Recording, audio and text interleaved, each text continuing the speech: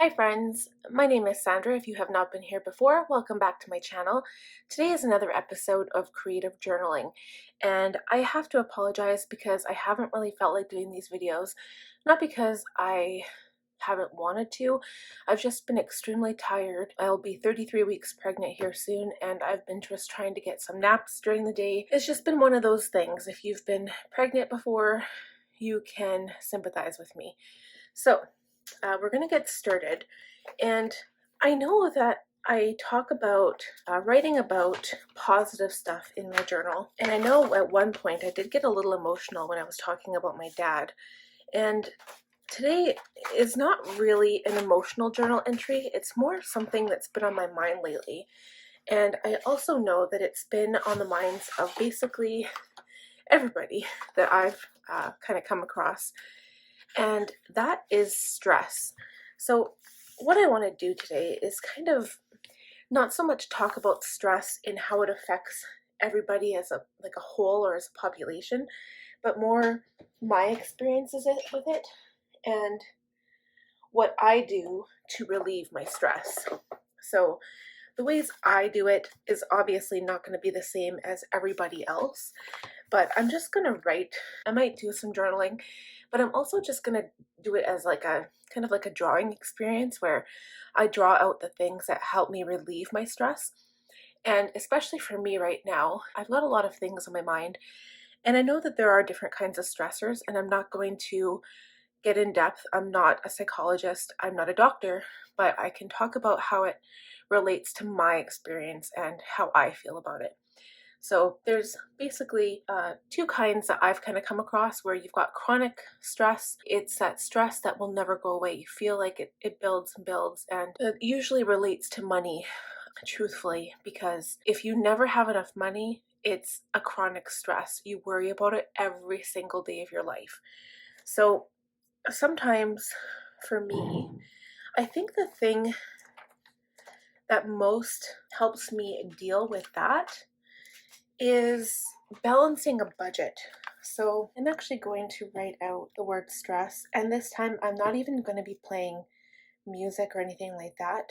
I'm just going to talk and journal at the same time. So really this is kind of like a talk with me and creative journal at the same time. I think I like this because a lot of the things that I talk about, everybody else can also relate to it.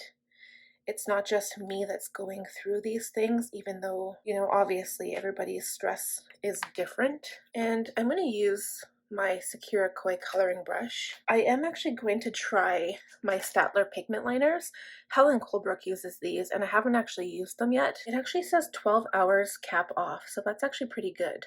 I like that. And these look like a really good pen. They're very much compared to the Sakura Pigma fine liners, but these ones, or the Pigma Microns, but these ones, I'm going to try it out and see how it works. Apparently it is light fast too, so it won't fade over time. But I do enjoy using my Pentel Energel because even though this is a gel ink, most gel inks do smear, and then it also ruins the tip of your colored pen, but not this one.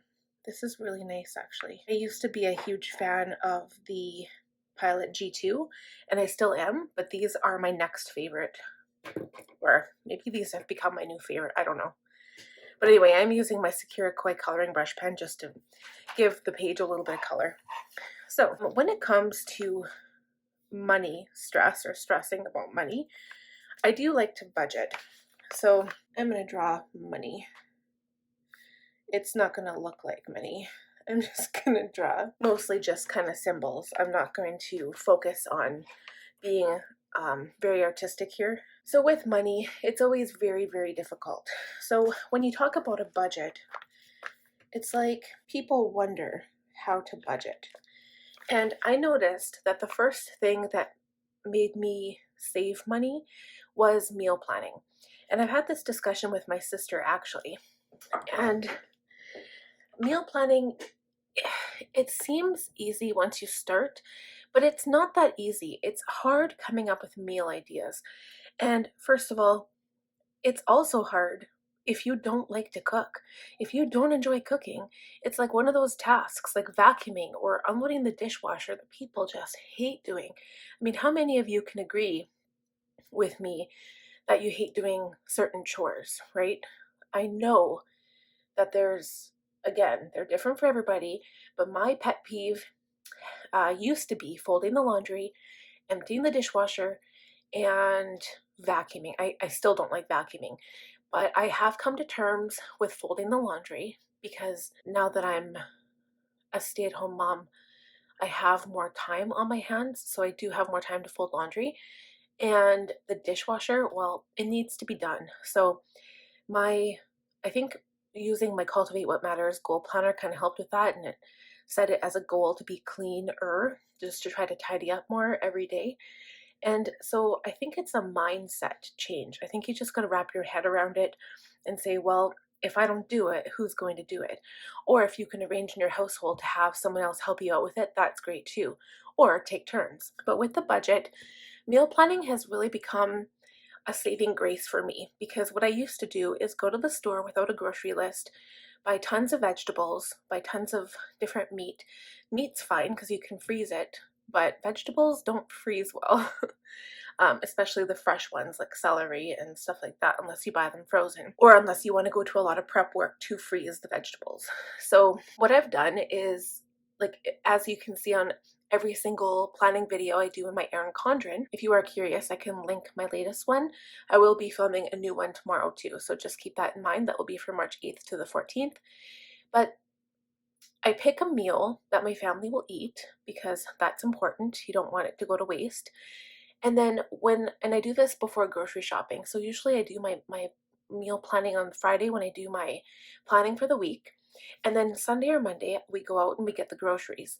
And I only get enough groceries for the meals that week. Plus, milk and coffee cream, coffee, like extra stuff that you need in the fridge every day.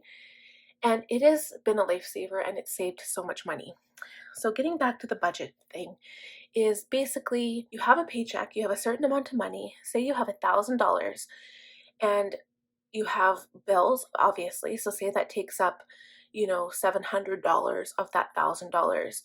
And then the rest of the money, let's say for instance, you could use it for entertainment. But instead of just having it in your account, letting it sit there, whether you budget using like like a cash envelope type idea, or using jars, or even just keeping an account of what's in your bank, sometimes it's nice to break up that money that you have left. So you say, okay, 200 of it's going for food, or 100 of it's going for food, and then $50 is going for entertainment, whether that's going out to eat at, for dinner, or taking yourself to a movie or something like that. And then also to buy necessities like that isn't part of your grocery, like food type items, like, hair care or anything like that. So it's nice to break up the money and have a spot for every little bit of money that you have. So whether that's putting some of that money into savings, but just making sure that you have a place for it. And after a while, and after you've been doing it for a while, because I know habits take a while to form, and I mean, I've heard somewhere that you have to do something for like 3 months in order for a habit to stick. But then I've also heard that you have to do it at least 7 times. So I don't really know. Again, it's probably different for everybody. But once you get into the habit of doing that, you feel a lot more secure because you feel like you're covering all your bases. And then part of that money stress disappears. The problem, however, arises when you still don't have enough money, especially if you don't have enough money for your bills. And I know how that feels because I've been there, and I do sympathize with anyone that is going through a hard situation, because in this economy and day and age, a lot of people are finding it very difficult to live. So I do sympathize with you, but try the best that you can, and there is help out there if you need to reach out and get help. That is one thing that I find kind of takes care of money stress. The other thing too is, for me, when I'm stressed about something, sometimes it's nice to escape. So whether that is watching TV or watching a movie, it kind of falls into that alone time where you don't have to think about kids. You don't have to think about really anything that's stressing you out. I know for me right now, that's actually Outlander because I can't really watch that show with my son around because it is an adult show and it's very inappropriate at times, so I don't want him to see it. But it's nice to escape into a film, even if it is for, an hour and a half to 2 hours. And sometimes, like for me, watching The Voice, for instance, really empowers me and makes me feel like sometimes it's really happy when they get in, or someone sings a song so well that it just lifts your spirits up. It makes you feel so good. The other thing that makes me kind of escape into a world that isn't my life is reading a book. So I tend to read at least a book every week. The book I'm on right now is actually taking me a bit longer because it's so large, but reading really helps me, and also it does afford me some of that alone time. And what I've been finding lately is that even if my son is with me and I'm sitting there reading beside him, it's like a comfort because at least he's there with me. I'm one of those moms who likes to have my son with me all the time. I feel sad when he's not with me, and there are times when I do need that break. But I've been finding it easier, especially with my goal setting, to make that time for myself.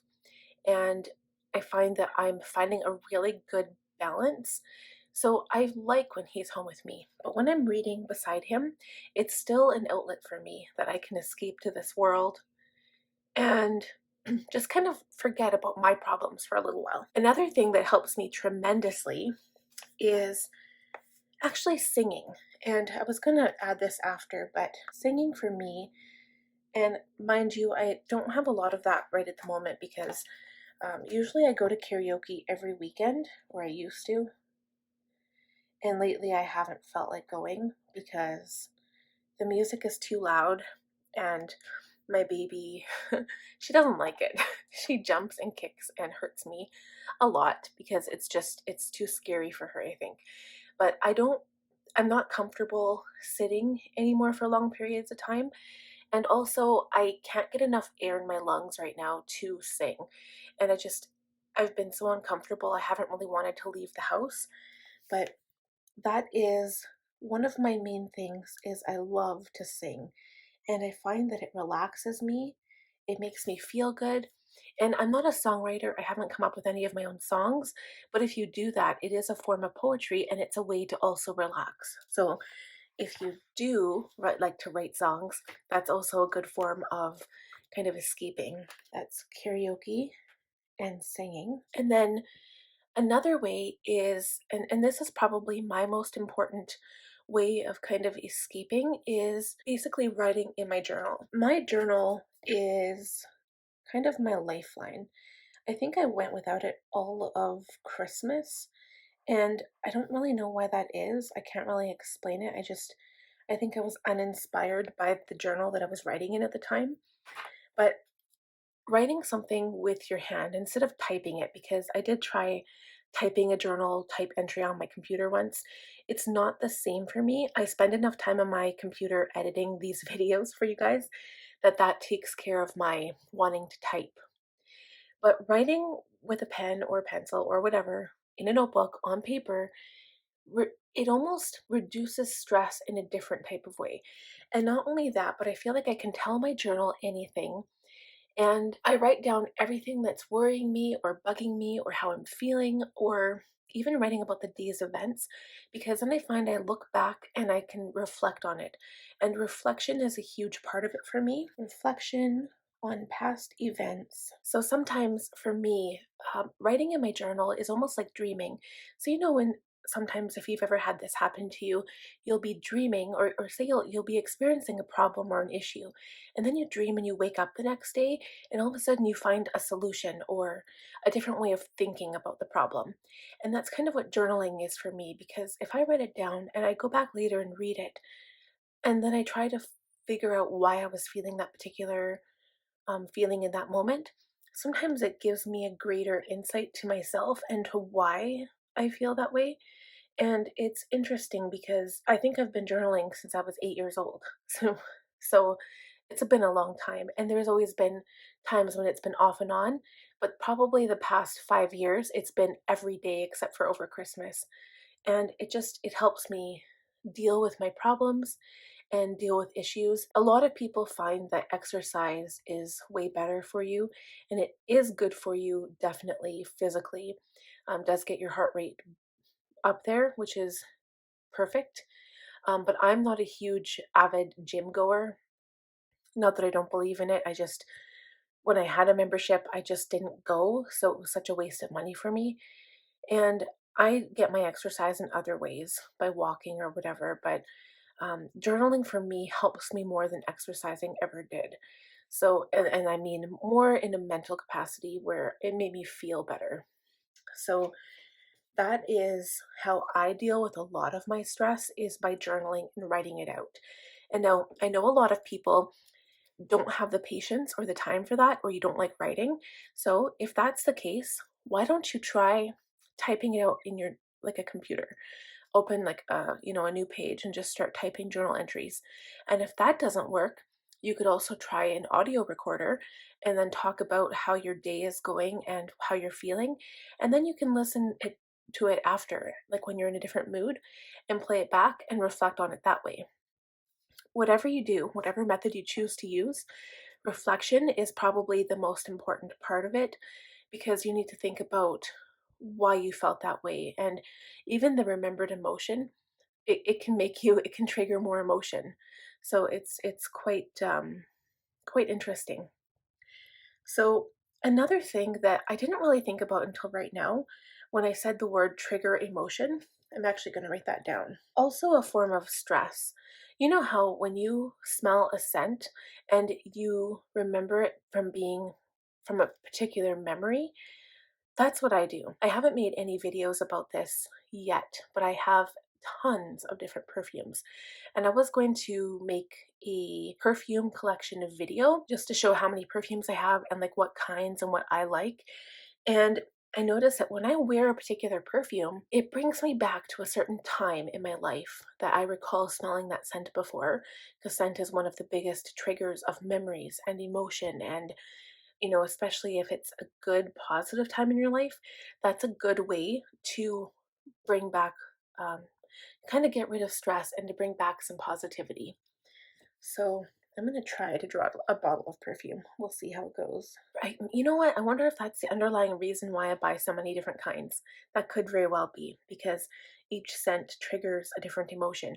I remember, this is a sad emotion, but when my dad passed away, I had 2 bottles of perfume when I was down visiting him, and to this day, I can't wear those anymore because it reminds me of him. So that's a sad memory, but I mean, there are times when I wear something else and I remember the thing I was doing at the time or the person I was with, and it just brings back happy memories. And it's really nice to um, have that happen. So, another thing is almost a type of journaling, and um, it's basically a daily gratitude. When I first started journaling, and not so much journaling, but I guess bullet journaling, I didn't really have a gratitude log. I have started doing it more in recent months because at first it was hard to come up with different things I felt grateful for.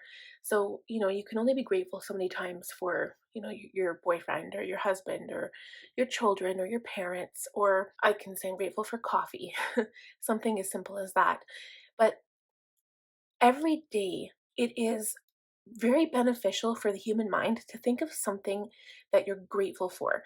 And I didn't think that this would work, but I think it's kind of changed my perspective on life, if that makes sense. Every day, I think of something unique to be grateful for, and I usually focus on that day's events. So, or even the day before, just something specific, like I'm grateful for the smell of the pine needles in the air, or the smell of the breeze, or the sun shining, or something different that you experienced that particular day. And you'll notice at first it's very difficult to kind of come up with something new every day, but the more you think of the positive things in your life and you have gratitude for it, you actually reinforce that positivity, and it gets mind thinking in a different way. So, especially if you have chronic stress, it really helps to get your mind focused out of the negative and into that positive. So, if you haven't tried this, I recommend it. And I know, some people say, oh, it's silly, like that's not going to help the daily grind of life, but it changes how you feel about it. It changes how you react. And that's one of the biggest things that I've kind of overcome in recent years is that something bad can happen to you. And it's not the actual thing that happens to you, it's how you react that really makes how you feel about it. So if you try to react the best you can, instead of, getting depressed, which I mean, that happens and there's sometimes you can't control that, but instead of moping around and crying about it, and I have to kind of add something here. Sometimes a good cry works. So don't cross that out. I mean, I cry all the time, but then I get over it and I do something about it. So the other thing I want to mention too is that a lot of times we stress about stuff that we can't control. So I've told myself this more than I care to imagine. A lot of times this had something to do with me talking in public or going to the dentist. So with me, that's one of my biggest stressors actually is going to the dentist because my enamel, like I take such good care of my teeth. I floss like 3 or 4 times a day. I brush every time I eat, except after I drink acidic drinks because I just wash my mouth out with water and then I chew gum to get my saliva moving around so my teeth don't decay and break down the enamel. But I take such excellent care of my teeth, and then I get so angry when other people don't even floss their teeth or they brush their teeth once a day or once every 2 days and they have no cavities. I have a cavity, believe it or not, in every single one of my teeth, and I'm ridiculous when it comes to care with my teeth. Like I used fluoride all the time before I was pregnant. I have my dad's genetics, I believe, and my mom's. Like they both don't have the best enamel in the world. So it comes down to genetics for me, and that's something that I can't control. So for me, going to the dentist is very scary because I don't handle pain well, but pain relievers don't work for me either. So that is a huge problem for me. And I know that people, when they talk about pain, they say it just kind of comes down to your mind and how you feel about it. But for me, pain is pain. And when people say pressure isn't pain, for me, pressure is also pain. I'm getting off topic here, but it is one of my biggest stress things in my life is dealing with my teeth because I know that there's always going to be more pain, whether that's the freezing needle, whether that's the getting my teeth pulled because I've got like a cracked tooth down in the bone. Like it just, every single thing about dentistry scares me and I hate it. So for me to think about it, it's not something that I can control. Like I'm doing my very best to control it, and I'm already doing my best. There's not a whole lot more I can do. So I'm trying to take it in stride and just not worry about it. So then these things that I'm writing here kind of come in handy and I try not to worry about it. So for instance, if I have a dentist appointment coming up, I really try to distract myself and I don't worry about it because it's not much I can do about it other than go like keep my regular appointments, etc., and just keep doing what I'm doing. This is very important because you can drive yourself nuts if you worry about stuff that is out of your control. And I know it's hard, I really do, but it is best to let it go and take a breather, do something with your friend, or just distract yourself any which way you can. Another thing that relaxes me is actually drinking, like, for instance, a cup of hot cocoa. When I was younger, I used to love going to Second Cup with my friend, and we would just sit in over a cup of like a white mocha or something and just sit and talk about everything, and it was just so nice to sit in a coffee shop, smell the scent of coffee and drink your hot beverage, and it was so relaxing. And now I do this at home because I don't budget to go out for coffee anymore, and that is another budgeting money saving technique. So buy coffee and drink it at home, or hot chocolate, or your beverage of choice. Just relax and enjoy a cup of, in my case, it's coffee. So I'm gonna write, enjoy a cup of joe. So I think I'm going to end it here because I could go on and on. The only other thing I'd like to mention is I was talking about chronic stress, which is ongoing stress that never really seems to go away, and that seems to be the most dangerous type of stress there is. But there's also acute stress where something will come up specifically in your life and you kind of have to deal with it and then move on. And I notice it almost seems like they come in threes. So good things come in threes, and sometimes negative things come in threes. And the trick is to deal with the issue head on, not sweep it under a rug and not ignore it. So, yes, these things help with stress. Some of them actually help, like for instance, journaling, because you can get different views on how you're feeling and thinking, and you can kind of come up with new solutions, whether that's brainstorming or however, whatever type of journaling you like to do. That will help. Something like watching a movie, it's good for an escape for that hour and a half, but after that, you've got to face the problem. So the only thing that will really fix the problem to your stress is by facing it head on. And like I said, sometimes they're out of our control, sometimes they are within our control. And the best way to do that is to set goals for yourself and tackle the problems head on. But instead of trying to tackle it all in one big step, make little steps for yourself. Kind of like that movie, was it called Baby Steps? I don't remember. But that's why I like goal planning, and I really feel like it's helped me achieve the things, like the bigger things in life. So, and it's all working toward an end goal of kind of what I want out of my life and what I want to accomplish. And it's very helpful to do mini tasks, mini steps every day to make yourself feel better. And the better you feel about yourself, the more you're willing to tackle those little things that help deal with your everyday stresses or, your acute stressors or anything like that. So I hope this video helped people. I've been reading a lot on Facebook, actually. I belong to a couple of different parenting groups, and there are parents out there who are stressed with dealing with work and kids and just the everyday grind, because everybody goes through these things on a daily basis, and we're never alone, ever. So if you need to reach out to a friend to help, by all means, please do so, because nobody is ever alone. And that is one of the biggest things to kind of come to grips with, is that you need to reach out and get that support. I hope this video helped you. Please leave comments if it did. And if you enjoyed this video, please give it a big thumbs up. Please subscribe if you're new here. I'd love to have you. And don't forget to hit that bell notification so you won't miss any of my videos. We'll talk to you guys all very soon. Take care of yourselves. Bye now.